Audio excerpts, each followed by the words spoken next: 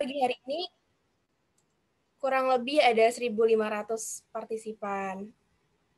Ya baik hadirin sekalian, puji syukur kita panjatkan kehadirat Allah Subhanahu wa taala, Tuhan yang Maha Esa yang telah memberi rahmat dan hidayahnya sehingga kita dapat hadir bersama pada acara pagi hari ini. Tak lupa pula salawat serta salam selalu tercurahkan kepada Nabi Muhammad SAW. Anosmia, Adjusting to New Normal During Pandemic merupakan rangkaian kuliah kerja nyata modul COVID-19 dari kelompok 16 Fakultas Kedokteran Universitas Airlangga. Acara ini diharapkan dapat memberikan pengetahuan tentang memberikan tips pada siswa-siswi SMA dan masyarakat umum untuk menghindari kebosanan dan stres akibat sistem pembelajaran daring dan WFH dari rumah. Baik, sebelum pemaparan materi, akan ada sambutan oleh dosen pembimbing kuliah kerja nyata modul COVID-19, yakni Dr. Eni Itisom, Magister Sains. Waktu dan layar, saya persilahkan Dr. Isom.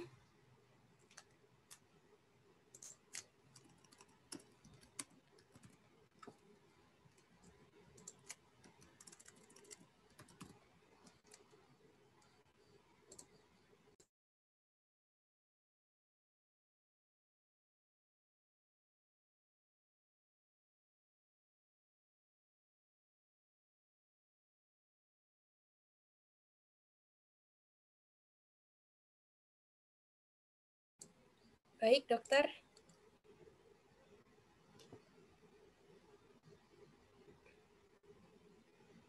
Suaranya belum ke unmute ya, Pak Isom ya?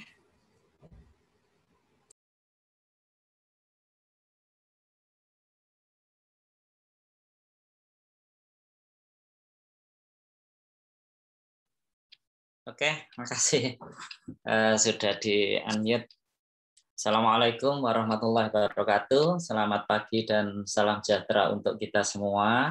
Alhamdulillah, hari ini kita bisa berkumpul ya di acara webinar kelompok KKN kelompok 16 dari Fakultas Kedokteran Universitas Airlangga ya. Adik-adik mahasiswa, ini luar biasa ya jumlah yang terdaftar 1.500 dan saat ini sudah 642 ya yang tergabung di Zoom ini.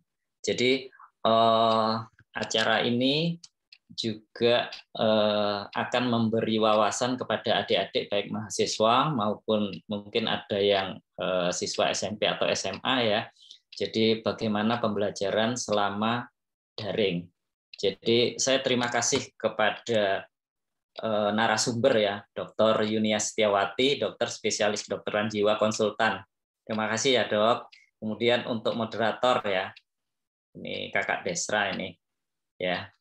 Terima kasih atas berkenannya untuk menjadi moderator. Saya harap acara ini akan memberikan manfaat untuk seluruh peserta dan saya buka acara ini. Semoga kegiatannya lancar. Terima kasih. Assalamualaikum warahmatullahi wabarakatuh. Waalaikumsalam warahmatullahi wabarakatuh. Terima kasih Pak Isom atas sambutannya. Semoga sehat selalu ya Pak ya. Amin. Sama-sama. Baik, selanjutnya akan ada sambutan dari ketua kelompok kita dari KKN kelompok 16 modul COVID-19 Fakultas Kedokteran Universitas Airlangga, yakni Saudara Maulana Rashid. Baik, waktu dan layar saya persilahkan. Iya, terima kasih Cantika. Ya, di sini saya hanya singkat aja mungkin. Terima kasih semua kepada Dr. Yunia Setiawati, spesialis kedokteran jiwa konsultan, sudah mau menjadi pemateri hari ini. Terima kasih kepada bimbingan Dr. Reni Ihtisom selaku dosen pembimbing kami dan teman-teman panitia serta peserta yang sudah mau hadir di acara webinar anosmia ini. Mudah-mudahan ilmunya bisa bermanfaat untuk kita semua. Mungkin apabila kurang lebihnya mohon maaf. Wabillahi taufiq wal hidayah. Assalamualaikum warahmatullahi wabarakatuh. Waalaikumsalam warahmatullahi wabarakatuh. Terima kasih atas waktunya Ketua Kelompok KKN 16. Baik, selanjutnya para hadirin sekalian, sebelum kita mulai sharing-sharing nih dengan narasumber kita yang luar biasa kerennya ya. Nah, kami meminta waktunya kurang lebih 10 menit untuk mengisi pretest yang akan diberikan oleh panitia menggunakan link Gform via chat room Zoom dan chat YouTube. Mohon untuk panitia yang bertugas bisa menghidupkan timer, bisa share screen timernya, dan memberikan link Gform di chat room Zoom maupun chat YouTube, biar teman-teman bisa mengisi. Untuk pretest ini bersifat wajib ya teman-teman. Kenapa? Karena ini merupakan salah satu syarat mendapatkan sertifikat. Karena syarat mendapatkan e-sertifikat yakni teman-teman bisa mengisi pretest dan post-test dan mengikuti acara ini dari awal hingga akhir. Baik, apakah teman-teman panitia sudah bisa di-share link pretestnya?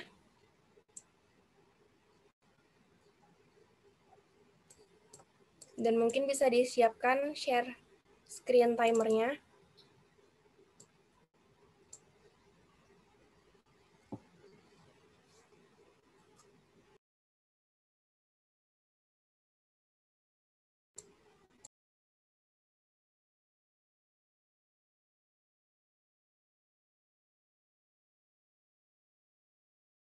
Ya, ini sudah dikirim oleh panitia dari Kak Siti Khofifah ya, teman-teman bisa langsung diisi link formnya. Ya, mungkin ini ada sedikit kendala dari tim timer ya.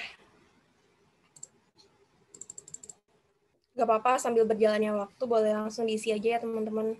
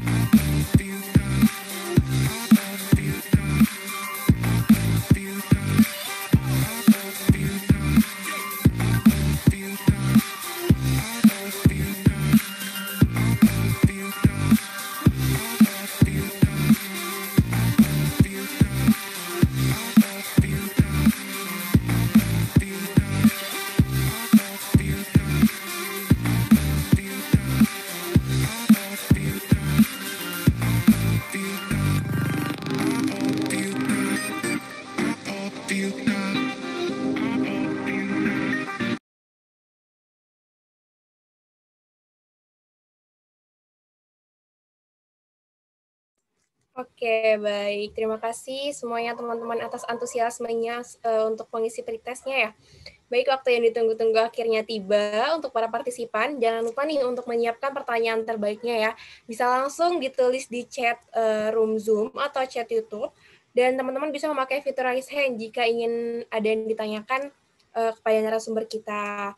Nah, nanti untuk siapa yang akan bertanya, nanti akan dipilih secara acak oleh teman-teman panitia ya. Karena nanti di akhir akan ada door prize untuk peserta yang teraktif dan terbaik dan dipilih acak oleh panitia. Pandemi COVID-19 sudah berjalan lebih dari 1 tahun dan adaptasi masyarakat terus berlanjut. Beberapa hal menjadi permasalahan selama pembatasan sosial berskala besar atau PSBB atau yang kita kenal saat ini dengan PPKM darurat. Di antaranya school from home atau SFH, perilaku hidup bersih dan sehat, PHBS, dan penerapan protokol bagi positif COVID-19. Yang sulit menerapkan PHBS dan tidak mau menerapkan atau kurang paham tentang protokol kesehatan bagi pasien positif COVID-19. Nah, bagaimana sih tips menghindari kebosanan dan stres selama pembelajaran daring atau pembelajaran online ini? Nah, nanti akan dijawab oleh narasumber kita yang sangat profesional, ahli di bidangnya nih, teman-teman. Baik, sebelum narasumber menyampaikan materinya, izinkan saya membacakan CV-nya terlebih dahulu. Untuk panitia yang bertugas, bisa di-share screen. Ya, baik. Dr. Yunia Setiawati, dokter spesialis kedokteran jiwa konsultan, merupakan seorang lulusan S1 Brawijaya dan melanjutkan studi S2 dan S3-nya di Fakultas Kedokteran Universitas Airlangga. Beliau juga mengabdikan dirinya menjadi dosen di Fakultas Kedokteran Universitas Airlangga. Selain menjadi dosen, beliau juga aktif terjun di masyarakat, mempublikasikan penelitiannya. Salah satu publikasinya yang terbaru yakni Correlation Between Parenting Styles and Peer Attachment with Aggressive Behavior Potential in Adolescent Boys. Beliau juga sering mengikuti oral presentation, membuat beberapa buku proceeding, serta mendapat berbagai penghargaan dari pemerintah, asosiasi, ataupun institusi. Wah, Masya Allah, luar biasa sekali ya teman-teman ya. Narasumber kita pada pagi hari ini mempunyai pengalaman yang begitu banyak, luar biasa di bidang keahliannya. Baik, langsung saja kita sapa narasumber kita yang pertama pada pagi hari ini. Halo Dr. Yunias, apakah sudah hadir di tengah-tengah kita?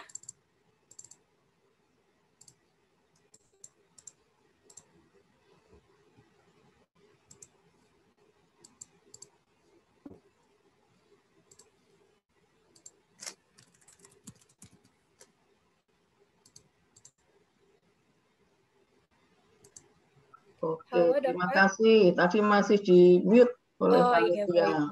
Ya. Selamat pagi, Mbak Cantika Desra ya. Ya, baik Dokter. Gimana kabarnya, Dok? Baik.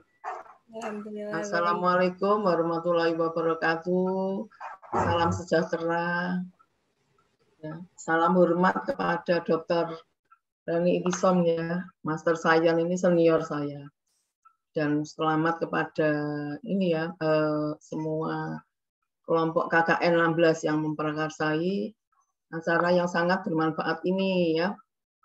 Nah, memang dalam kondisi pandemi COVID ini kita tidak lepas dari kebosanan ya, boring ya. Sebetulnya di balik kesukaran itu ada berbagai kemudahan ya, di mana kita lebih dekat dengan keluarga kita gitu ya. Nah, untuk mempersingkat waktu, saya izin share materi ya. Ya. Oke, Dokter, boleh waktu dan layar saya persilakan, Dokter. Ya. Ini masih dikunci sama panitia. Baik, Dokter, sudah di-allow multiple participant? Host disable participant screening. Ya. Apakah sudah bisa, Dokter, sekarang? Sekarang udah bisa ya. Oke, baik. Baik, saya share screen ya. Nggak bisa diimprima ini. Nah, salut kepada Pak Ketua ya. Pak Maulana ini suka tersenyum ini biasanya ya. Dan paling aktif kalau berdiskusi. Semoga nanti makin sukses ya. Nanti kalau saat berdiskusi adik-adik semua bisa bertanya nih kepada timnya Dr. Maulana ya, karena mereka juga expert nih di bidang kesehatan mental ya. Baik, setiap orang ya, baik anak-anak, remaja dan dewasa itu semuanya pasti sudah boring ya, karena terutama di era pandemi COVID yang tahun kedua ini. Karena kondisi serba tidak pasti ya. Apalagi ini ya, anggota kelompok 16 ini yang secara langsung berhadapan dengan pasien-pasien COVID ya. Nah, ini tentu saja membuat kebosanan, tetapi salut adik-adik ini ya, ada sekitar 700 yang mau berpartisipasi dalam acara yang bermanfaat. Adapun harapan kami adalah setelah mengikuti kegiatan ini, adik-adik juga ikut membantu program pemerintah ya, dengan promosi kesehatan jiwa. Bagaimana caranya nanti akan kami jelaskan pada slide-slide berikutnya. Nah, outline yang akan saya sampaikan yaitu pendahuluan ya, bagaimana sih kondisi ini kok membuat stresor ya. Terus apa yang disebut stres itu ya? Stres itu tentunya dari adanya sumber dari stresor. Nah, seberapa besar dampak stresor itu terhadap kesehatan? Nanti akan kami jelaskan dan kita diskusikan bersama. Pada slide berikutnya, monggo silahkan masing-masing berefleksi. Sekarang ini sampai batas mana kesiapsiagaan kita dalam menghadapi stresor ini ya. Terus bagaimana manajemen dalam menghadapi kondisi yang penuh stresor. Stresor itu artinya kondisinya ya. Nah, pendahuluan di awal pandemi COVID ya, kita belum menyadari. Sampai akhirnya di 11 Maret itu kan ketika ada 2 kasus ya di Jakarta, itu kita baru mulai aware, oh ini kondisi yang gawat darurat ya. Awalnya kita masih santai-santai. Ketika 2019 itu ada berita pneumonia COVID di Wuhan. Paling-paling itu ya daerah Wuhan dan sekitarnya seperti SARS dulu ya. Nah, akhirnya Januari 2020 itu mulai menyebar ya di seluruh China. Saat itu kita belum sadar. Kita baru menyadari itu bahkan 11 Maret itu saat itu masih ada ya pertemuan offline gitu ya. Saya ingat beberapa pertemuan offline mengenai seminar-seminar itu masih ada. Terus akhirnya sekitar tanggal 20 itu diumumkan di Surabaya bahwa kita sudah tidak bisa mengadakan pertemuan offline. Nah, saat itu marak sekali webinar-webinar. Nah, inilah yang dikatakan di balik kesukaran ada kemudahan. Ternyata kita bisa berjumpa. Ini kok ada coret-coret ini. Dr. Maulana, tolong dikendalikan, ya. Ini kasus COVID di Indonesia. Tolong, ya, ini peserta yang ikut oret-oret. Umi ini siapa ya? Jangan apa? Supaya tampilannya bagus, nggak banyak coret-coretan. Tolong ya dari panitia bisa mengendalikan pesertanya, ini jadinya nggak cantik tampilannya ya karena banyak coret-coretannya. Nah, kasus COVID-19 ini data yang tahun 2020 ya. Kalau sekarang tuh sangat amat meningkat. Bahkan semua rumah sakit itu sudah kewalahan ya, sehingga hal ini perlu mendapat perhatian kita semua ya. Terutama adik-adik ini. Adik-adik juga bisa berperan dalam tindakan preventif dan promotif. Nah, ini tolong ya panitia ya, ini siapa nih kok jadi tercoret-coret ini apa screen saya. Ya. Memang pandemi COVID tentu saja menimbulkan stres ya. Terutama pada adik-adik usia sekolah, di mana school from home itu membuat bosan. Kenapa? Kalau kita saat mau berangkat sekolah, tentunya adik-adik senang ya, mandi, sarapan pagi, berpakaian, dan kemudian bersiap-siap untuk bertemu dengan teman-teman ya. Mungkin ada yang jalan kaki, naik sepeda, naik motor, atau diantar ya. Tapi ketika sampai di sekolah paling tidak kan adik berjalan ya, saling menyapa.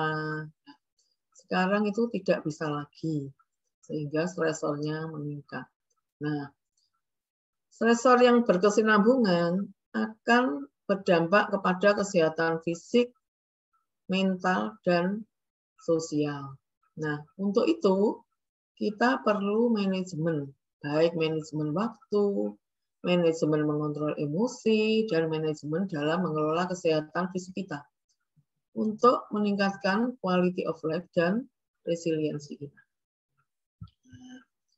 Ini tolong adik-adik semuanya ya, nanti ini bisa untuk penelitian Dr. Maulana. Bagaimana ketahanan mental adik-adik ini, peserta seminar ini ya. Apakah masih dalam zona ketakutan atau sudah dalam zona belajar atau dalam zona bertumbuh. Nah, ini secara teori psikologi diharapkan kan 3-6 bulan pertama itu kita sudah sampai di zona belajar. Dan mestinya dalam tahun kedua ini kita dalam zona bertumbuh. Tetapi kenyataannya dengan banyaknya paparan berita-berita yang sangat banyak ya, karena sekarang berita itu banyak sekali dan mudah untuk didapatkan, itu mayoritas masih dalam zona ketakutan ya. Misalnya dengan membeli, nah kemarin itu ya susu beruang banyak sekali, beras ya, kebutuhan pokok, bahkan obat-obatan yang enggak perlu itu dibeli ya. Yang menyebabkan orang lain yang membutuhkan itu loh tidak mendapat. Nah, itu kan tentunya tidak bagus ya. Dan juga ini ketakutan, marah, ya tidak berani kemana-mana, mengunci diri, mengurung diri di rumah, sering mengeluh, teriak-teriak, ya, gitu ya. Marah, emosional, nah, itu banyak sekali. Nah, apakah ada audien yang masih dalam taraf ini? Nyolot sama orang tuanya ya, sama adiknya berkelahi ya. Pasien-pasien saya ini suka teriak, pas adiknya dipukul, mamanya dimarahi, padahal dia sendiri tugasnya nggak beres. Itu kan zona ketakutan ya. Atau mulai dalam zona belajar, mulai menerima kenyataan ya, terus bisa membatasi berita-berita yang membuat cemas ya. Itu kan ada pembatasan ya dalam era kita, walaupun webinar begini kan sebaiknya maksimal itu 3 jam. Jadi webinar itu biasanya kan 3 jam kemudian dibagi kan nanti hari berikutnya supaya kita tidak terlalu lelah ya. Nah, mulai berani aku belanja seperlunya, orang lain juga perlu ya, dan uangnya bisa dipakai untuk kebutuhan yang lain misalnya ya. Terus tidak impulsif, share info-info begitu ya. Nah, itu kalau zona bertumbuh. Nah, ini seperti adik-adik kelompok 16 nih. Wah, aku mengadakan webinar nih untuk sosialisasi bagaimana mengadakan ini ya, menghadapi stresor. Walaupun saya nggak bisa ngobati secara langsung, tapi aku ikut berpartisipasi deh. Salut untuk Dr. Isom ya yang memprakarsai acara ini ya. Jadi mengajarin masyarakat. Nah, masyarakat minor itu kan keluarga ya. Kalau extended-nya tuh yaitu teman-teman kita, terus lingkungan sekolah ya, dan lingkungan masyarakat sekitarnya. Jadi kita berbagi, saling menguatkan satu sama lain. Itu zona bertumbuh. Nah, ini monggo kalau mau penelitian Dr. Maulana. Ini bagus sekali ya. Walaupun deskriptif, nanti kalau di bawah bimbingannya Dr. Isom tuh bisa sampai publish di ini Q1. Salut untuk Dr. Isom. Nah, ini kan stres itu apa sih? Stres itu yaitu hambatan dalam mencapai suatu tujuan. Sumber stresor itu ada 4 secara garis besar, yaitu frustasi. Frustasi itu hambatan ya ketika kita mau mencapai suatu kota atau suatu misalnya suatu tujuan tertentu. Kita mau komunikasi dengan dosen, ternyata dosennya nggak bisa dihubungi. Atau kita mau ke Sidoarjo, tetapi ada PPKM, frustasi. Ya. Atau kita ada suatu konflik. Konflik itu yaitu misalnya ya ada dua tujuan yang kita ingin capai, tapi kita terhambat ya. Misalnya konflik ingin mengikuti webinar ini ya, tetapi di satu sisi kita harus menjaga adik, atau kita harus ini ya menunggu keluarga yang sakit itu menghadapi konflik, ya. Atau tekanan. Nah, tekanan itu ada tekanan dari luar dan dari dalam. Tekanan dari dalam misalnya cita-cita kita yang terlalu tinggi, harapan kita yang terlalu ideal. Aku pokoknya harus lulus di bulan Desember ini, padahal kondisi tidak memungkinkan. Atau tekanan dari luar, misalnya dari pacar, dari orang tua, dari masyarakat sekitarnya. Atau dalam rangka menghadapi krisis kehidupan, misalnya dalam kondisi pandemi COVID ini kan menghadapi krisis kehidupan. Nah, monggo masing-masing kita refleksi diri. Kita saat ini menghadapi stres yang mana, ya. Jadi sebelum kita menolong orang lain, kita juga harus dalam kondisi eustress atau bebas dari stres. Nah, kenapa sih stres itu ya nggak apa-apa, biarin aja. Biasanya ya orang awam itu kan bilang, alah gitu aja kok dipikirin, tenang aja, nanti lama-lama kan akan hilang sendiri. Kenapa kamu kok sedih ya? Kenapa kamu jengkel? Diam aja. Itu nggak bisa demikian ya. Karena otak kita nih di tengah ya, kalau diiris gitu ya. Ada bagian tengah yaitu yang namanya amigdala. Itu yang mengontrol emosi kita. Ya, yang mengatur respon terhadap rasa takut dan menginterpretasi emosi-emosi walaupun dalam bentuk non-verbal. Nah, ini nanti akan disimpan dalam hipokampus, ya. Memori-memori kita sejak masa anak, terutama 3 tahun pertama itu perkembangan anak, nah, sehingga stresor pada masa anak itu harus kita perhatikan benar-benar karena nanti apabila saat dewasa menghadapi stres, maka akan timbul respon terhadap stres yang memengaruhi HPA akses. Nah, HPA akses ini di mana kita semua ya, ini kakak-kakakmu sudah belajar, di mana nanti akan keluar hormon stres yaitu kortisol yang memengaruhi kesehatan fisik dan mental kita. Nah, ini nanti channel ini akan dipengaruhi juga oleh neurotransmitter atau zat kimia di otak. Nah, itulah yang mendasari kenapa kalau orang stres itu diberikan obat, tidak hanya diberikan nggak usah psikiater itu hanya kalau gila ya, maaf seperti itu ya. Kalau kamu gangguannya ringan, yo nggak usah ke psikiater. Nah, padahal gangguan zat kimia ini, misalnya di serotonin itu erat hubungannya dengan gangguan emosi dan perilaku. Misalnya anak-anak yang kecanduan narkoba itu kan juga berkaitan dengan dopamin ya, dimana kadar dopaminnya itu rendah. Kecanduan game juga gitu kan.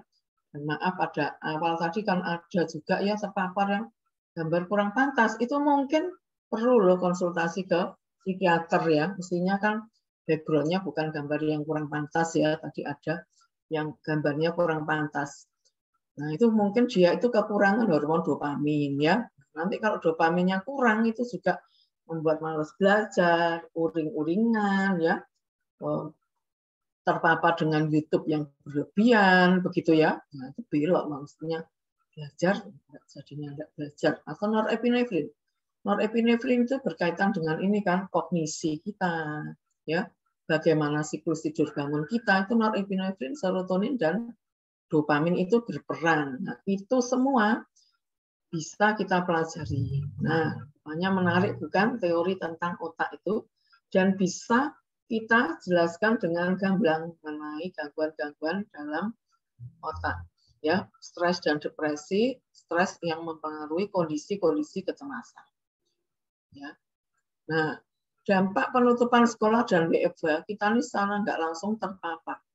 Memang kita menjadi mudah yang mencari info, mencari berita itu menjadi mudah. Tetapi kita juga menjadi ini ya, rasa ingin tahu kita yang banyak itu menjadi kita kekurangan. Kebutuhan dasar manusia yaitu apa? Sosialisasi, ya, komunikasi itu jadi kurang. Kita kurang bergerak. Ya, waktu tidur dan bangun terganggu gitu ya. Nah, kesehatan fisiknya bisa terganggu, banyak terjadi obesitas, ya, gangguan metabolik, di mana kolesterolnya tinggi, hipertensi, jika usianya mestinya kan 50 baru hipertensi, ini remaja banyak hipertensi. Dan kesehatan mental banyak yang terganggu nih. Kunjungan-kunjungan di klinik, nah itu sangat meningkat. Nah, sekarang kan dimudahkan dengan telekonsul. Angka telekonsul itu meningkat dengan tajam. Karena apa? Karena banyak pasien-pasien yang datang dalam kondisi cemas. Ya, cemas itu ditandai dengan duduknya tidak tenang, selalu bergerak, ya, selalu emosi, mudah curiga, ya, mudah marah, begitu ya. Berkeringat dingin, dalam rupa gitu ya, dalam rupa panik sehingga sering ke IRD karena dikira gangguan jantung gitu ya. Depresi, merasa sedih, hilang minat, tidak bermanfaat. Aku ini tidak punya teman. Saya ini dibelakangkan oleh keluarga. Saya ini bodoh ya. Saya ini nggak bisa loh dok mengerjakan apa-apa dok. Begitu ya. Atau insomnia, aduh nggak bisa tidur, ya sudah 2 hari nggak bisa tidur, 3 hari nggak bisa tidur. Nah itu memicu kondisi self-harm ya. Self-harmnya adik-adik sudah tahu ya, biasanya bisa pakai cutter, gunting, atau kepalanya dibentur-benturkan ke tembok dengan tujuan untuk meredakan kekesalannya.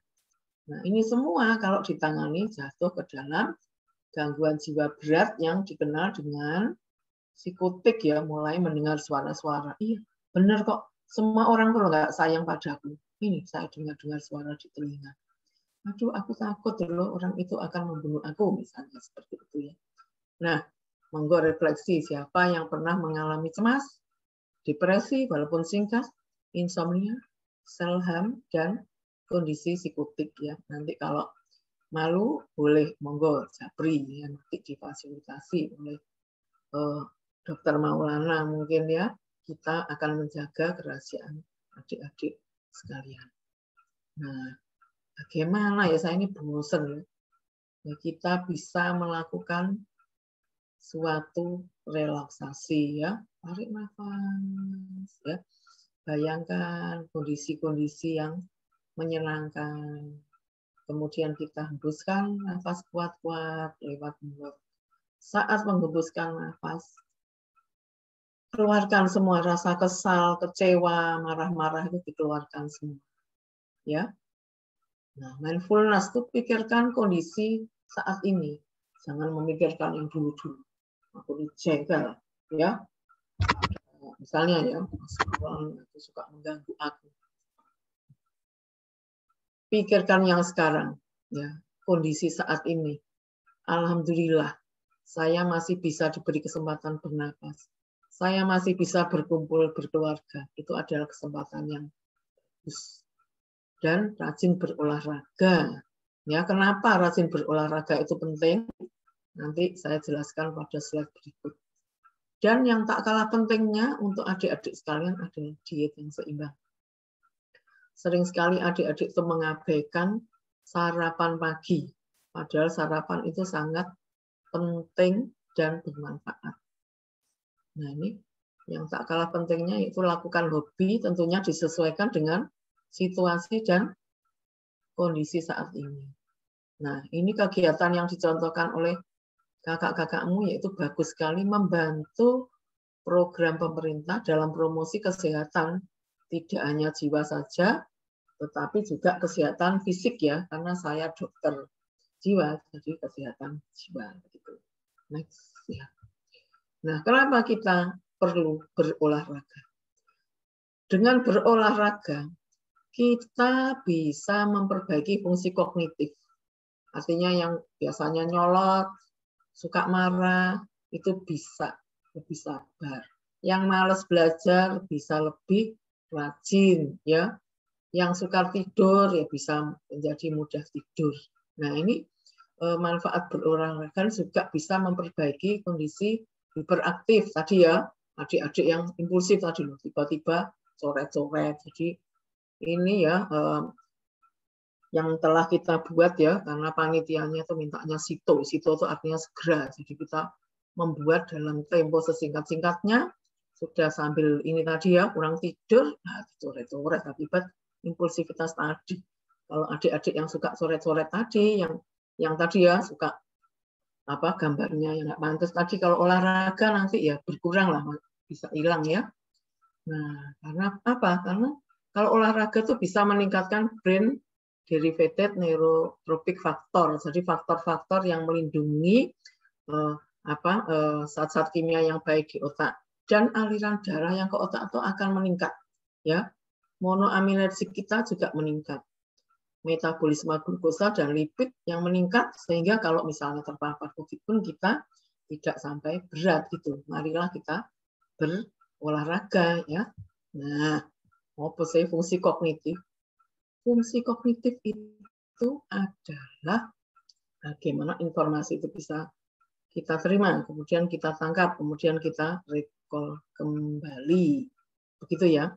Jadi kita lebih waspada, kita lebih bisa berkonsentrasi, menjaga memori, ya. Kita bisa menalar baik dan buruk. Oh, ini misalnya tadi tidak sengaja ya terpapar yang buruk, langsung dimatikan begitu ya. Kita bisa memikirkan sesuatu hal dengan baik, memilah-milah hal yang baik dan buruk begitu ya. Itulah fungsi kognitif ya. Nah, pagi ini saya akan memperkenalkan senam saniman karena suatu bentuk daripada pengabdian masyarakat, yaitu kami menciptakan suatu kondisi senam dengan tujuan untuk memperbaiki fungsi kognitif. Nah, kabar bahagianya yaitu kami melakukan penelitian di salah satu SD, itu ternyata bisa memperbaiki loh emosi dan prestasi akademik anak. Harapan kami semoga ini ya, senam ini bisa bermanfaat untuk kita semua. Ya. Nah, ini yang kita lakukan walaupun tidak optimal ya. Jadi ini kami memvideokan senam-senam. Ini yang kita lakukan sebelum pandemi. Nah, kemudian saat pandemi kita memandu lewat Zoom. Nah, adik-adik juga bisa kan seperti ini ya, melakukan kegiatan yang positif. Ya, ini kita amati ini adik-adik benar nggak melakukan kegiatannya. Tentunya perlu kesabaran dan ketelatenan. Ya, ini nggak pakai masker karena sebelum pandemi. Ini juga nggak pakai masker. Kenapa nggak pakai masker? Karena dilakukan di rumah masing-masing. Begitu ya. Nah, ini kita mendatangi sekolah ya, kita lakukan ini tes fungsi kognitif ya. Kita juga ini melakukan pendampingan bagi anak-anak yang sulit belajar ya. Ini didampingi gurunya supaya nggak takut anaknya ini dengan dokternya ini nggak takut gitu ya. Adik-adik bisa meneruskan kegiatan-kegiatan kami. Nah, juga melakukan ini ya, misalnya kegiatan-kegiatan yang bermanfaat seperti sekarang ini ya. Ini kemarin kami mengadakan workshop mengenai pentingnya terapi kognitif ya pada kesehatan mental anak dan remaja. Itu. Ini bermanfaat untuk kita semua ya, karena ini duta-duta kesehatan semua kan pesertanya. Nah, juga adik-adik tetap ya berolahraga. Ini berolahraga ini ahlinya olahraga Dr. Isom nanti yang bisa menjelaskan detail, dan juga makan makanan yang sehat ya. Nah, sejak kecil juga diajarkan untuk memakai masker ya. Nah, ini sosialisasi bisa lewat ini kan, adik-adik sekarang kan pinter ya. Banyak yang punya itu kan YouTube pribadi itu dipakai untuk apa sosialisasi kesehatan begitu ya. Karena ini semua kita ini tenaga kesehatan sudah sangat lelah ya menghadapi pandemi COVID ini. Tolong adik-adik semuanya bisa membantu kami ya supaya kita semua sehat begitu ya. Nah, monggo adik-adik mulai kegiatannya ya, ini adik-adik SMA kan pandai menulis.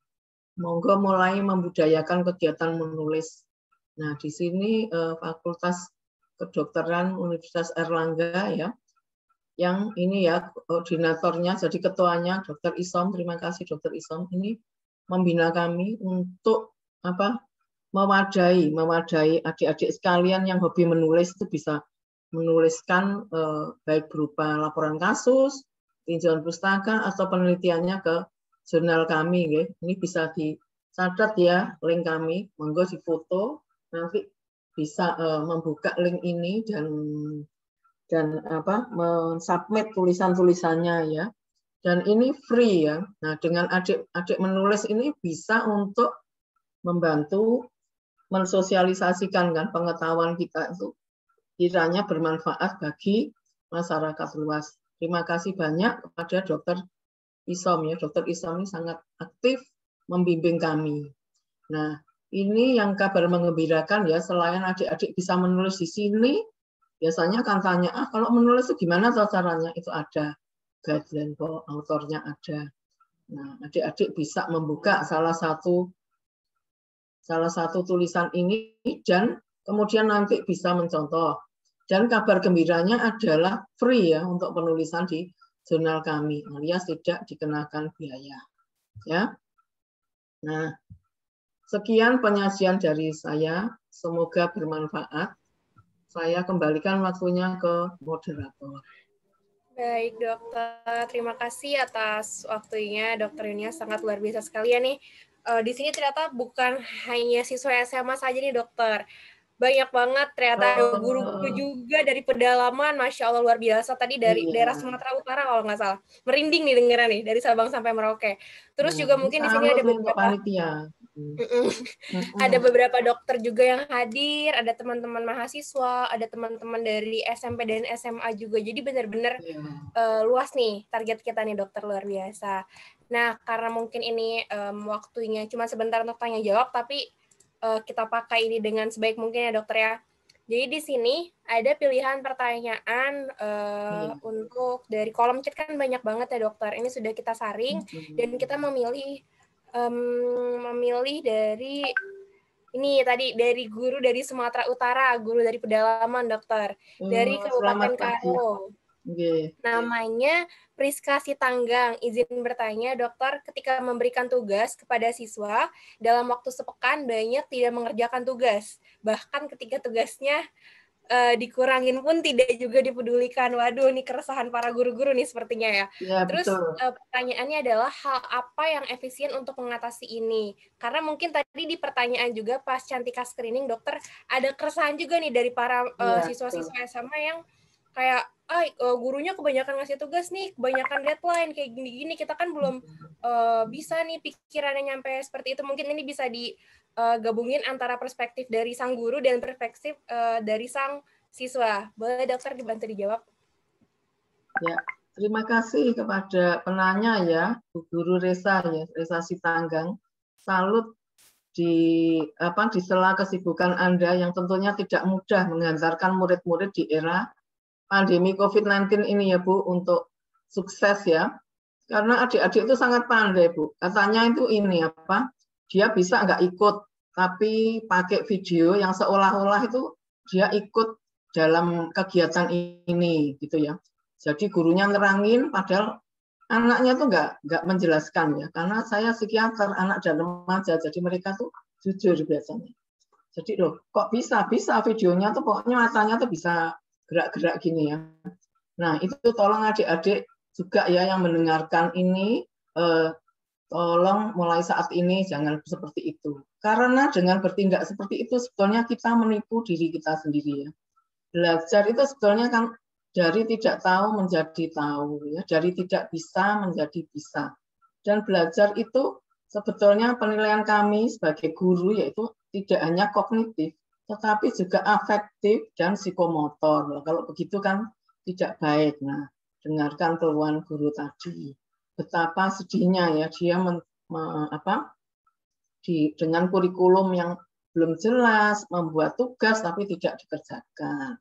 Nah, ini dari segi murid pasti ya, tugasnya terlalu banyak, numpuk, begini-begini gitu ya. Dari segi guru, tugas yang efektif bagaimana?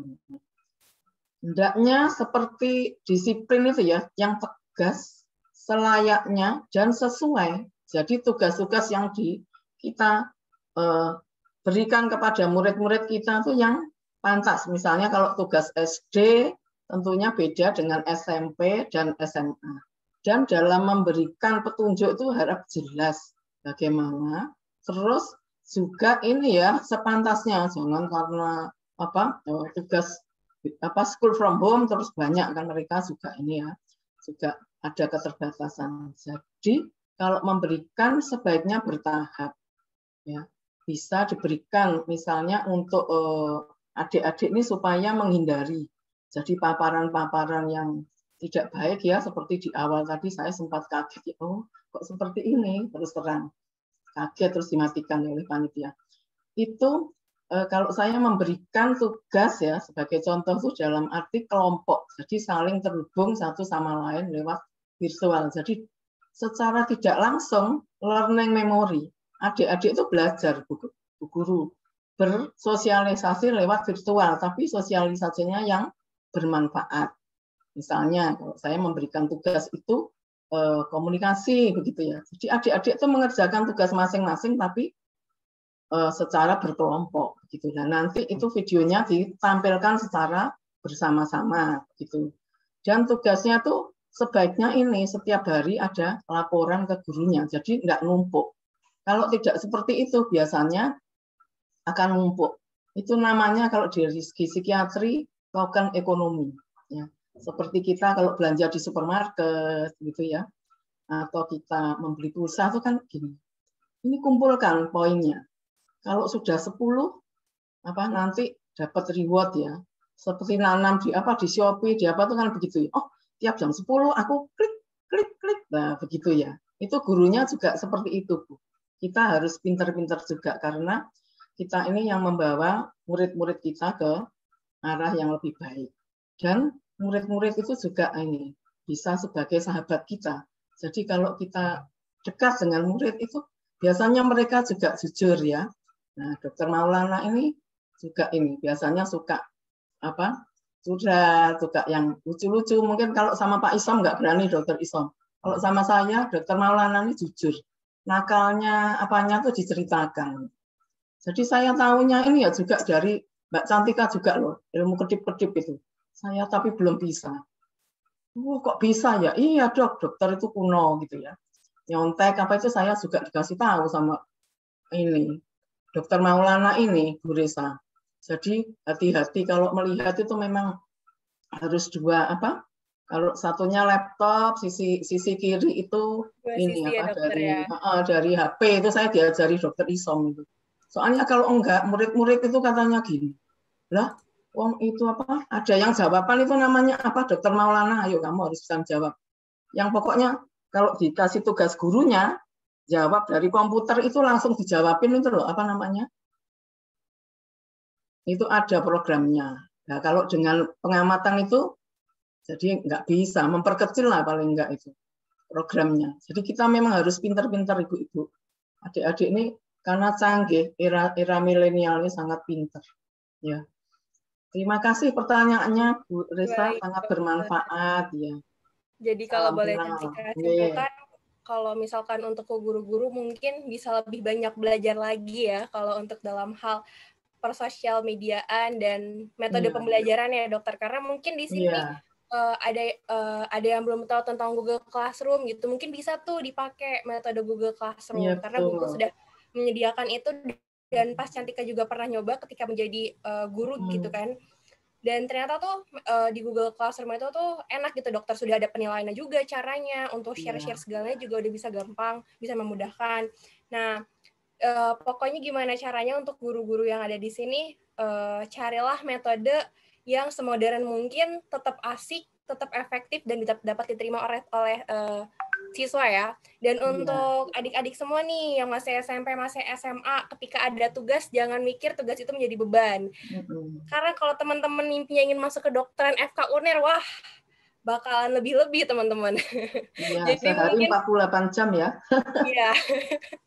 Jadi nggak kerasa banget. Jadi untuk teman-teman yang mempunyai impian dimanapun berada, mau masuk Fakultas Kedokteran Universitas Airlangga, atau FK yang lain, atau mungkin jurusan yang lain, belajar dari sekarang. Untuk pembelajaran di sekolah itu tuh masih belum seberapa teman-teman.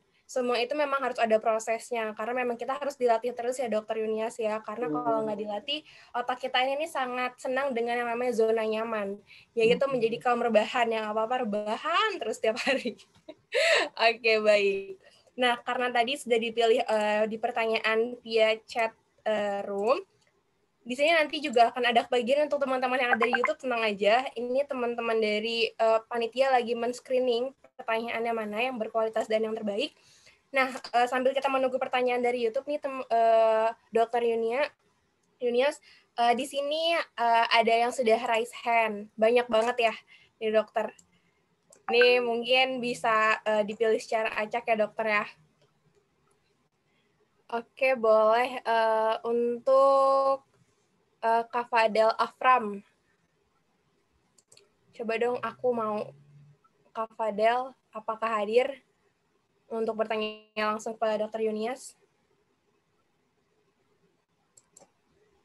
Kalau tidak nanti bisa diganti. Hadir, Kak. Oke. Mana nih? Bisa di on cam nggak? Mohon maaf, lagi di luar soalnya. Sambil di jalan. Oke, nggak apa-apa. Boleh, ada yang ingin ditanyakan kepada Dokter Yunias? Ya, saya ingin bertanya untuk dokter. Di saat seperti ini kan kita sering dihujani oleh berita-berita hoaks dan konspirasi-konspirasi seperti itu. Nah, di mana berita-berita tersebut membuat kita merasa cemas dan ketakutan. Bagaimana cara kita mengantisipasi dan bagaimana cara kita mengedukasi teman-teman kita sekitar untuk bisa menyaring berita sebelum dikonsumsi, di mana teman-temannya itu di kalangan anak sekolah. Terima kasih, itu pertanyaan saya. Baik, dokter bisa langsung dijawab. Ya, baik. Pertanyaan ini juga mewakili ratusan chat ya yang sempat saya baca di kolom chat ya, karena keterbatasan waktu. Terima kasih, pertanyaan ini juga cukup baik ya, karena kita sebagai manusia tuh memang selalu ingin tahu ya. Nah, kondisi ingin tahu itulah yang membuat kita itu maju. Tetapi kita juga harus bisa membatasi diri ya dalam hal yang baik dan buruk. Ya. Nah, tidak semua berita itu kita telan mentah-mentah gitu ya. Dan juga misalnya kalau adik-adik ya, dan juga semuanya ternyata ada guru dan sebagainya ya. Kita semua kalau di era pandemi COVID itu semua pasti takut, cemas. Itu digarisbawahi adalah wajar. Nah, yang tidak wajar itu yang bagaimana? Yang mulai mengganggu tadi ya, mulai menarik diri, mengurung diri. Ya memang betul suruh cuci tangan, tapi nggak cuci tangan terus, nanti bisa terjadi gangguan obsesif kompulsif gitu ya. Ya. Terus kita juga tadi menyaring, kita hendaknya kan kita mempunyai kemampuan kognitif, jadi kita bisa menyaring suatu berita. Nah, kita juga membatasi. Nah, tadi ada pertanyaan bagaimana belajar kok bosan, sulit tidur ya dan sebagainya. Itu hendaknya dalam kondisi serba darurat ini, serba tidak pasti, kita mengembangkan kemampuan spiritual kita, ya. pendekatan spiritual itu yaitu lewat satu, kita beragama ya, kita berdoa, berzikir ya sesuai agama kita masing-masing. Yang Kristen mungkin berdoa, yang yang Islam sholat dan sebagainya ya. Nah itu karena dalam penelitian doa dan zikir itu menurunkan hormon stres sampai 50%. Nah, kenapa disebut pendekatan spiritual? Karena kalau spiritual itu sadar diri ya, tidak hanya agama saja. Jadi kita self help, kita menyadari diri kita, keterbatasan kita sebelum kita menyalahkan orang lain ya. Memang enak seperti pertanyaan pertama tadi ya, makanya kita dari segi guru dan dari segi murid, dari segi anak, dari segi orang tua kan begitu ya.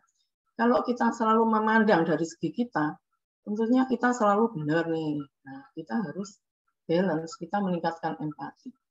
Bagaimana kalau kita dalam posisi orang lain gitu ya. Nah, kita meningkatkan empati atau tenggang rasa ya. Terus kita juga memulai dengan kegiatan-kegiatan yang positif. Misalnya setiap pagi kita melakukan relaksasi. Relaksasi itu kan mudah, murah, bisa dilakukan di mana saja. Dan awalilah dengan kata-kata positif. Saya bisa, saya mampu, saya hebat misalnya. Nah, kalau pagi sudah ngomong bosan, lemah, aduh nanti belajar lagi. Ketemu bu guru ini lagi. Paling begini. Jadi otak kita ya juga menyimpan memori-memori yang buruk. Akibatnya kita belajarnya ogah-ogah. Ya. Kalau kita, saya nih, alhamdulillah ya, dalam kondisi seperti ini masih bisa belajar loh. Jika orang lain itu sakit, ya terpapar di rumah sakit, kehilangan keluarganya, ya saya masih bisa bernafas. Itu adalah hal yang kita syukuri. Jadi intinya kita sabar, bersyukur, dan menerima diri kita apa adanya. Serta menerapkan pola hidup yang sehat. Ya. Yang saya tekankan tadi adalah olahraga, karena olahraga itu memang sangat penting. Ya. Dengan adik-adik bergerak, itu akan menimbulkan aura positif. Ya. Nanti kalau nggak percaya atau kurang jelas, nanti bisa nanya kepada expertnya, yaitu Dr. Isom. Dr. Isom ini guru saya sebenarnya. Beliau sangat expert, nanti bisa nambahin ini Pak Isom gimana komen-komennya ya, mungkin kalau yang penanya ini belum puas ya. Nah, itu mungkin bisa ditambahin oleh Pak Isom. Monggo Dr. Isom menambahkan Dr. Isom bagaimana supaya lebih manfaat begitu. Terima kasih Dr. Isom. Baik dokter, terima kasih nih atas jawabannya. Jadi boleh kalau misalkan bisa Cantika simpulin tadi gimana sih cara tipsnya gitu kan untuk nyari-nyari berita hoax dari teman-teman mungkin juga dari keluarga, terus biar kita nggak terlalu stres juga nih menghadapi hoax yang beredar sampai bingung nih pilih mana nih sebenarnya yang benar saking banyaknya informasi. Nah, daripada kita mikirin itu ya teman-teman, apakah ini benar atau enggak, mending aku setuju banget tadi sama pertanyaan dokter Yunias yang kita harus pendekatan spiritual nih. Nah, mumpung kita lagi diuji nih sama Allah Subhanahu wa taala, sama Tuhan kita dengan ada pandemi seperti ini, berarti kita memang harus disuruh dan wajib lebih mendekatkan diri nih kepada Tuhan kita masing-masing.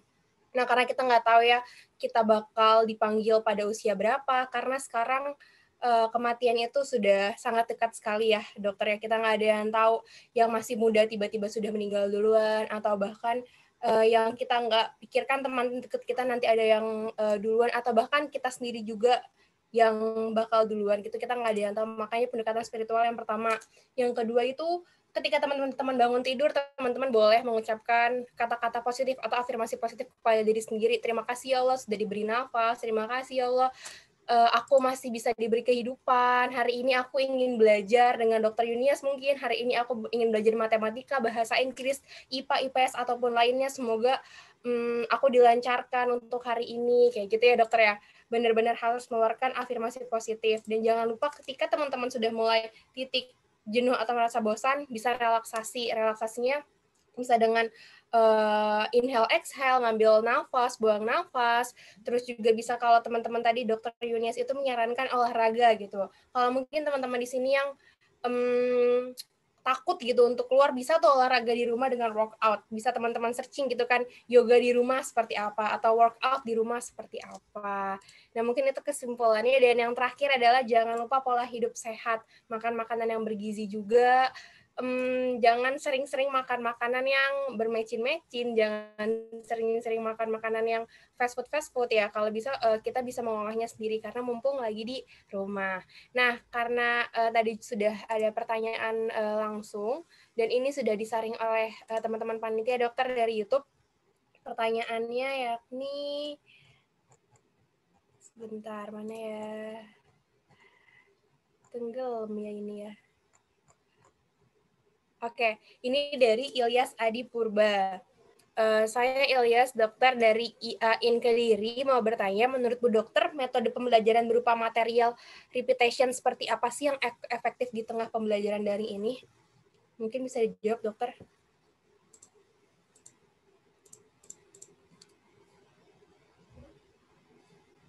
Masih di mute ya, dokter ya?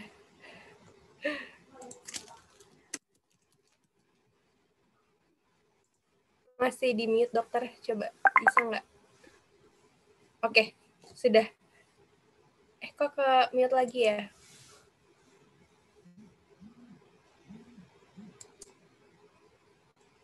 Sudah bisa diterima belum, dokter?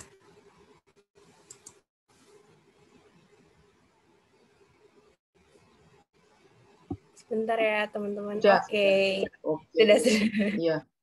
Memang belajar itu yang spesifik ya, antar satu individu dan individu lain berbeda ya. Ada yang pendekatannya kinestetik, ada yang visual ya, ada yang auditorik. Jadi belajar itu disesuaikan dengan masing-masing kebutuhan individu. Nah, karena keterbatasan kita, maka kita menggunakan media bantu seoptimal mungkin supaya pembelajaran yang kita sampaikan itu bisa diterima oleh anak didik kita.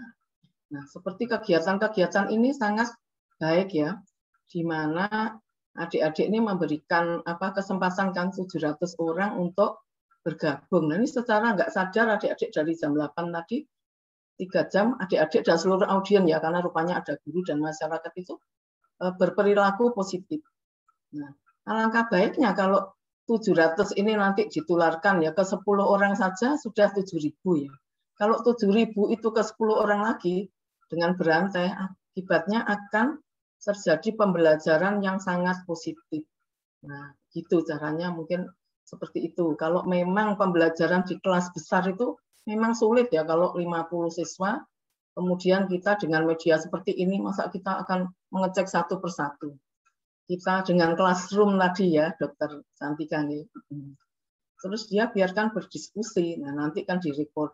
Dan juga setelah 30 menit itu kita bisa tahu kan siapa yang aktif, siapa yang enggak, itu bisa lebih bagus. Memang sebaiknya itu dibagi dalam classroom yang kecil-kecil ya.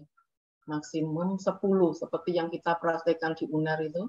Karena kalau 10 orang itu pengalaman kita sebagai dosen selama ini cukup efektif.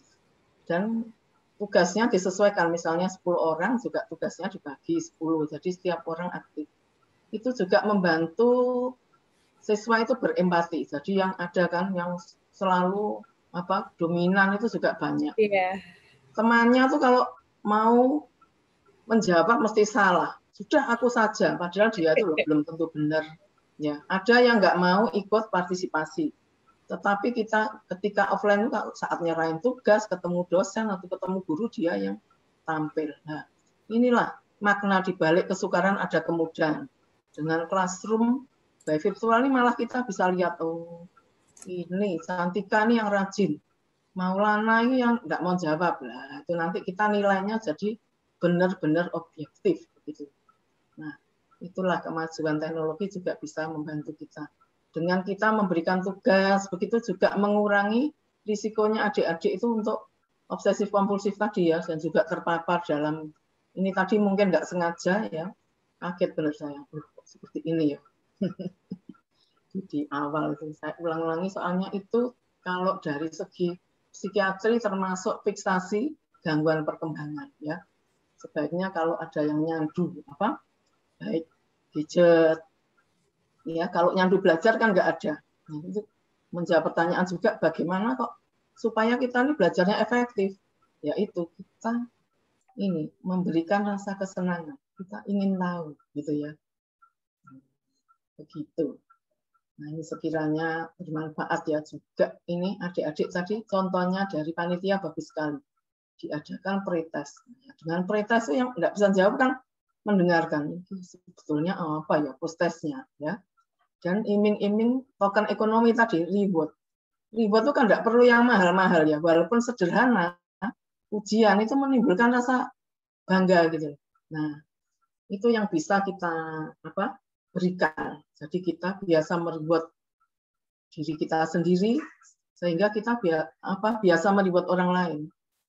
Ucapkan maaf, salam, terima kasih. Biasakan seperti itu ya. Yang sering terjadi itu apa? Kita tuh malu karena di rumah tidak pernah diajarin untuk mengucapkan terima kasih Bu, terima kasih Pak, ya terima kasih Citra gitu ya, terima kasih Cantik ya, terima kasih Vira, nggak pernah seperti itu ya. Baik ya, memang kamu sudah selayaknya berbuat baik ya. Dibandingkan kakakmu kamu lebih jelek kok seperti itu ya. Itu kiranya jawabannya bisa manfaat ya. Monggo. Dokter. Ya, jadi kalau yang bisa Cantika simpulin tadi, gimana cara pembelajaran repetition, Cantika setuju nih, karena Cantika juga masih seorang mahasiswa dokter ya. Iya. Waktu itu di kebidanan itu pernah yang namanya ada pretest. Nah, ketika ada pretest, anak-anak mahasiswa langsung kayak pada panik kan, waduh, belum belajar, nanti nilainya gimana? Tapi ketika waktu pretest, kerasa nih, oh ternyata kemampuan saya cuma segini loh, oh ternyata kemampuan kita segini loh. Akhirnya nanti abis di pretest, langsung dikasih tahu kunci jawabannya kan. Nah, nanti kita langsung tahu nilainya. Akhirnya kayak punya rasa mungkin yang udah bagus, kayak asik, aku udah bagus, berarti aku udah paham. Tapi waktu itu Cantika emang nilainya lagi pas-pasan, jadi kayak ngerasa juga, waduh, aku masih pas-pasan, aku nggak bisa segini nih. Akhirnya kan ketika dosen itu memberi prioritas untuk selanjutnya, otomatis mahasiswa atau siswa itu akhirnya jadi punya pola pikiran, oke, kalau ketemu dosen ini, ketemu dokter Yunias, ini dokternya tipe-tipe, dosennya tipe-tipe yang ngasih prioritas nih, mau nggak mau kita harus belajar dulu, kayak gitu kan. Karena prioritas ini sebenarnya bukan menjadi nilai pokok, tapi bisa jadi menjadi nilai tambahan kita, kayak gitu. Mungkin buat guru-guru di sini bisa menambahkan sistem pelajarannya seperti itu. Dan di akhir bener juga, mahasiswa itu dikasih reward, nggak usah dikasih OVO juga nggak apa-apa deh, nggak usah dikasih makanan kecil-kecil nggak apa-apa deh, cuman kita disampaikan kayak terima kasih nak, kamu hebat banget hari ini gitu. Untuk pembelajaran hari ini kayak feedbacknya gitu ya dokter, maksudnya ya, kasih tahu juga feedback hari ini, oh ternyata kelas ini angkatan kamu udah bagus banget loh, oh ya kalian kurang di sini. Nah itu tuh feedback reward itu tuh merupakan salah satu menurut Cantika yang bagus dan baik juga untuk kedepannya untuk mahasiswa dan siswa. Dan ucapkan terima kasih juga ketika mengajar, dan ada beberapa dosen FK-Unir itu juga yang keren banget ketika di akhir malah meminta maaf, padahal kita nggak tahu kesalahan dosennya apa, tapi malah minta maaf, yang akhirnya mahasiswa pun juga jadi ngerasa nggak enakan sama dosennya, yang apa-apa minta maaf, yang apa-apa terima kasih. Akhirnya mahasiswa berpikir untuk, oh iya dokternya aja, dosennya aja sangat sopan sekali nih kepada mahasiswa, berarti mahasiswa pun juga harus bisa lebih sopan lagi kepada guru dan dosennya. Mungkin itu ya. Dokter, baik, ini karena waktunya sudah habis, bagaimana teman-teman waktunya? Saya kembalikan ke moderator. Mas Maulana, pertanyaannya dibuka satu lagi atau gimana nih? Mas Alan gimana? Untuk Mas Maulana nanti ya yang jawab ya. Tambahan dengan ditampilkan begitu juga terapi perilaku ibu-ibu guru. Ya, yang dinilai jangan terbaiknya tapi proses. Misalnya dari nilai 3 menuju 7 itu kan bagus ya. Daripada memang sudah 9 tetap 9-nya. Karena memang sekarang itu kesempatannya kalau untuk panitia. Iya, dokter. Oke, ini cukup kata Alan. Ya. Baik, dokter, terima kasih banget dokter atas waktunya. Ya. Ini mungkin ada tadi Cantika ngelihat di beberapa pesan ada yang ingin mengundang Dr. Yunias gitu ya. Kalau misalkan nanti ada partisipan kita yang meminta kontak personnya pada panitia, apakah boleh diizinkan, dokter? Oke, monggo kalau mau konsultasi Ya, adik-adik itu ya. Untuk teman-teman adik-adik dari SMP, SMA maupun guru-guru semua yang ingin mengundang Dr. Yunias, mungkin tadi Cantika juga ngeliat, atau Dr. Isom bisa menghubungi panitia secara kontak person langsung ya. Itu. Baik, terima kasih banyak dokter atas waktunya sudah hadir di acara ini, sudah memberikan manfaat untuk kita semua. Semoga kita bisa mengaplikasikannya apa yang sudah dokter berikan ya. Baik, dokter, sebelum dokter meninggalkan acara Zoom ini, ada pembagian sertifikat dari kami, dokter. Mungkin bisa di-share screen panitia yang bertugas.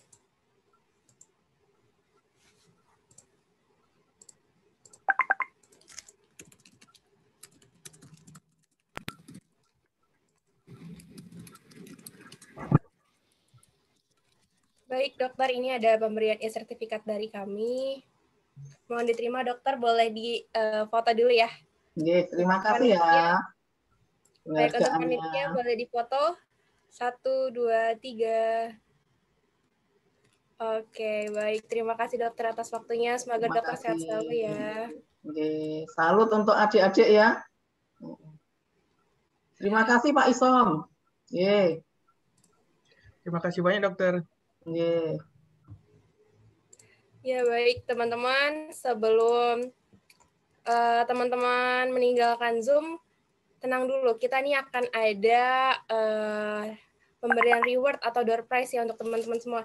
Dan jangan takut, untuk teman-teman yang belum bertanya tadi, akan kita nilai juga, makanya ini kita menilai keaktifan teman-teman semua juga. Nah, sebelum kita memberikan post test, ini akan ada jingle dari FK UNER nih.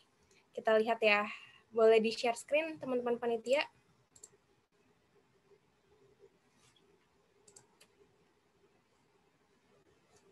Jingle FK UNER-nya.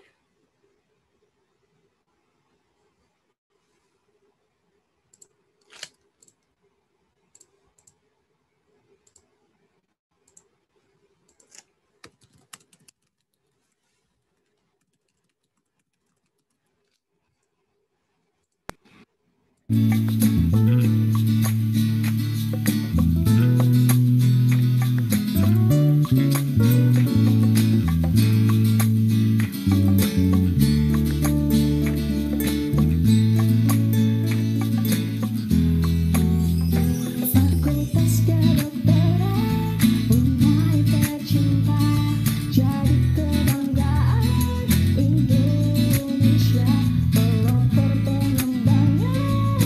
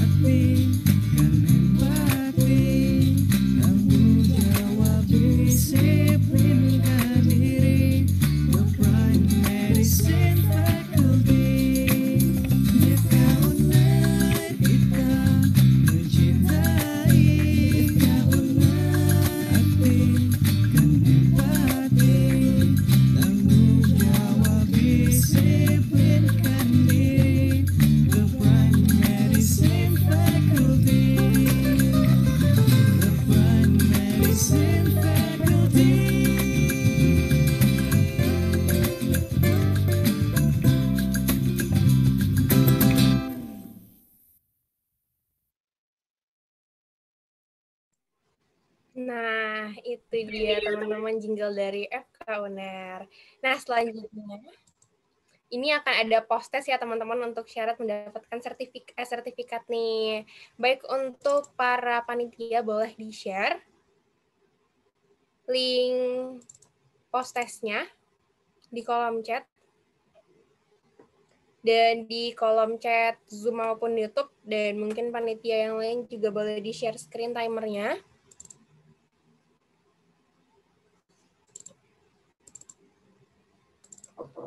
Setelah ngisi post-test baru nanti kita akan ada pengumuman ya. Jadi mohon untuk diisi post-testnya dulu teman-teman, adik-adik, dan Bapak Ibu guru sekalian.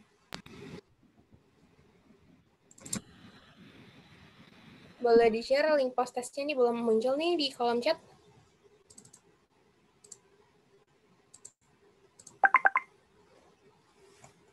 Yuk, mana nih?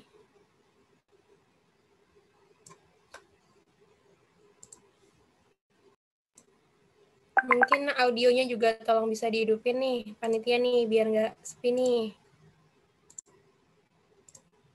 Oke.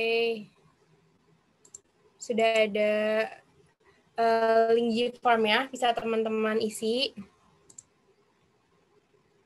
Bisa di-share screen timer juga untuk panitia dan dihidupin audionya. Biar ngerjainnya enak nih.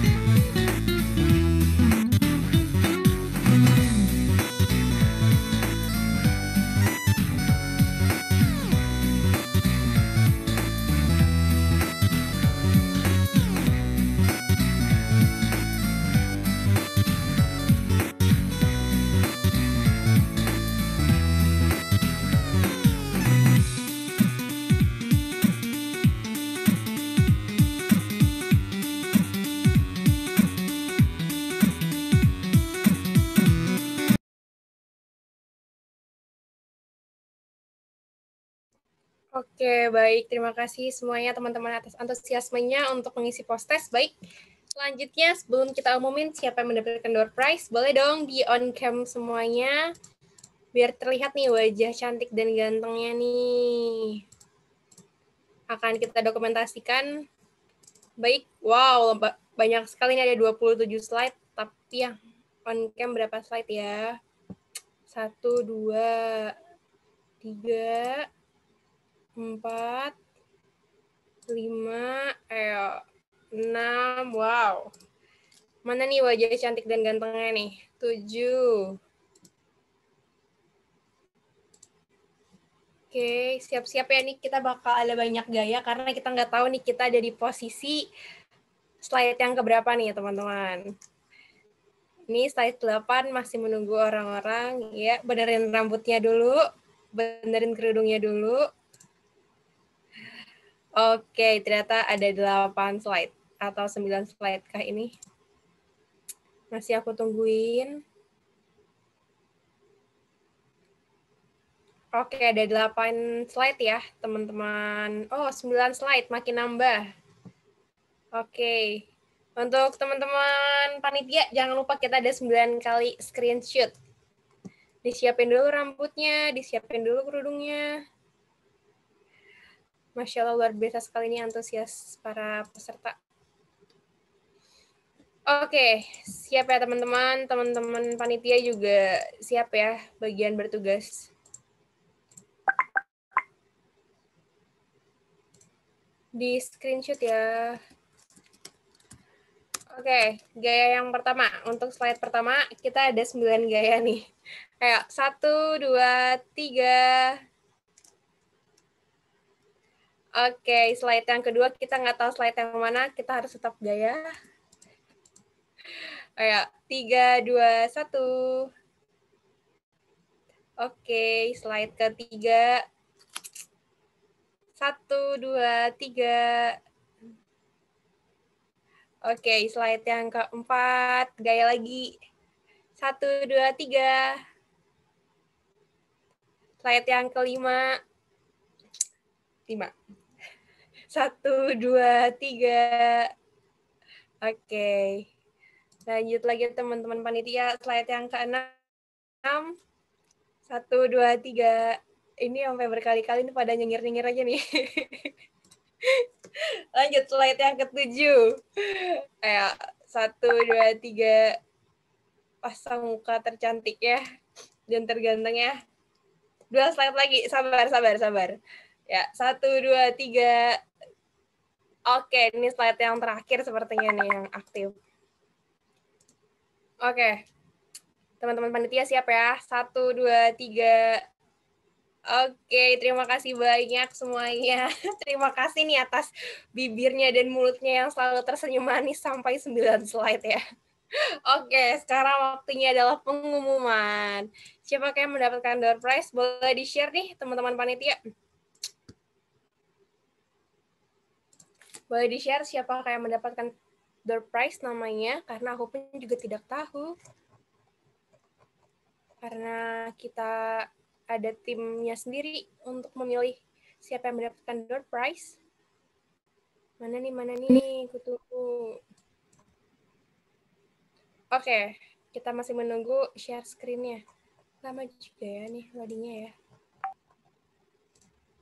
Oke, ini berakhir pula juga acara anosmia pada hari ini teman-teman semua. Terima kasih semua atas antusiasnya, terima kasih semua atas kehadiran teman-teman semua meluangkan waktunya, dan mohon maaf apabila ada salah-salah kata, perbuatan,